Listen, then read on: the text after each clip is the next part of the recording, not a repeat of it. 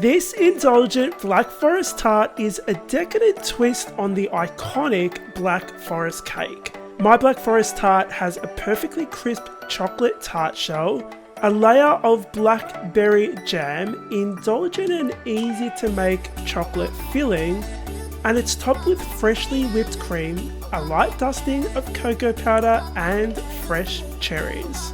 The first thing you want to begin with is that tart shell. Pop some all-purpose flour, powdered sugar and cocoa powder into the bowl of a food processor. You're going to blitz this to combine everything, and then you're going to add some cold butter. I've just cubed mine because it makes the mixer work a little bit better. Once you reach like really crumbly butter flakes that are about the size of peas, you're going to add some egg yolks, and then you're going to mix this until everything is really well combined. If you can scrunch it in your hand and it sticks together and almost forms a dough, then it's done. This is optional, but I have a pastry mat which makes this process so much easier. I just bought mine on Amazon.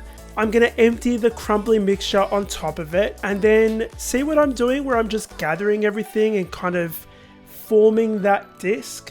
You don't want to knead this dough, you just want to form it into a disc. And using one of these makes that process so much easier. We're going to wrap this in plastic wrap, and this is going to go in the fridge for about, well, let's say an hour. Now that it's chilled, I'm going to add a little bit of flour on top of my work surface and on top of the dough disc. Use a rolling pin to start slowly rolling it out. Now it is quite cold, so it is going to want to crack. As you see those cracks forming, you just want to pinch them together and then continue rolling. The great thing about these pastry mats is that it has a circle guide that tells you how big your circle is going to be. We're going to be using a 9-inch tart tin, so we want this to be about 16 or 14 inches in width. Now, for some reason when I rolled this out, it formed a square shape and I want it to be circles. So I'm going to cut the edges, pop them into the middle and then just roll them on top, and it's just going to go back into the dough like it was never cut and placed on top again. I found the easiest way to transfer this into your tart shell is to roll it over the rolling pin, gently lift it up and drape it back over your tart tin. Now this part is important. You don't want to stretch the dough when you're putting it into the tart tin. You want to gently encourage it to fall in there naturally. Once you've got it in there, the best and easiest way, and this is a really cool hack, to trim the top of the tart is to actually use the rolling pin and roll it over the top, and it just cuts it perfectly. Use a fork to prick the bottom with some holes. That's going to stop it from bubbling up as it bakes. I've got some baking paper here which I'm going to scrunch up and pop into the tart shell. Scrunching it up just makes it fall in there much easier. And then I'm going to fill this with some baking beads. And because I'm not rich, I'm just going to be using dried chickpeas. Does the same thing and it's so much cheaper. This is going to go in the oven for 15 minutes. After 15 minutes, you want to take it out of the oven, carefully pick up each corner of that baking paper and lift the beads out. This is going to go back in the oven for a final 10 minutes to crispen everything up.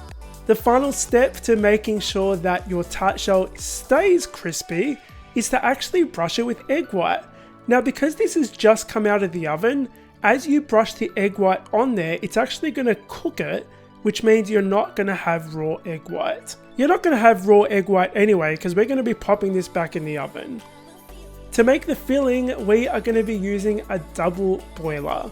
Add some dark chocolate, milk chocolate and unsalted butter to a heat-proof bowl over a double boiler, making sure that the bottom of the bowl is not touching the water.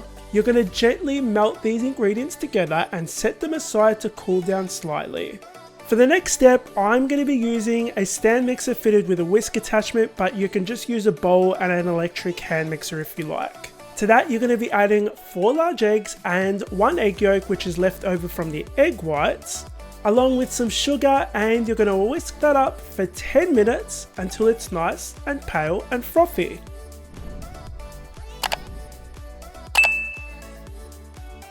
Add some vanilla extract, whisk it in for 30 seconds, and then we are going to add a spoonful of this mixture into our cool down chocolate mixture. You're going to fold that through, and this is going to help thin that chocolate mixture out. So when it goes back into the egg mixture, it folds through much easier. Add some all-purpose flour and cocoa powder through a sift and sift it in there. You're going to fold this through gently so that you don't deflate your wonderfully airy mixture. And this is done. I managed to find some cherry jam in my local supermarket. I didn't think this thing actually existed, but I found it. In its place, you can pretty much use any jam you like. You're going to spread that on the bottom of your tart shell. Then add your chocolate mixture and finish it with some pitted cherries. This is going to go in the oven for 20 to 25 minutes. Then you want to let it cool down completely. The final thing we want to prepare is that cream that's going to sit on top of our tart. This is really simple. Add some whipping heavy cream, some vanilla extract, and some creme fraiche to a large mixing bowl, and you're going to whip this to stiff peaks. By the way guys, I know I said this in my last video, but why is whipping cream so messy? Our tart has baked, it has cooled down. We're going to take it out of our removable bottom tart tin, place it on our serving plate, and we're ready to decorate. Add half the whipped cream, dust it with cocoa powder and swirl it through. Add the rest of the cream and repeat.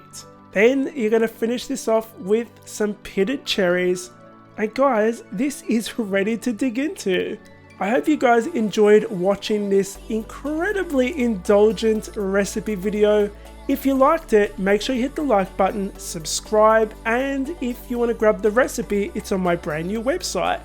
Head into the description box, click the link, print the recipe for free, and check out the rest of the recipes that are on the website.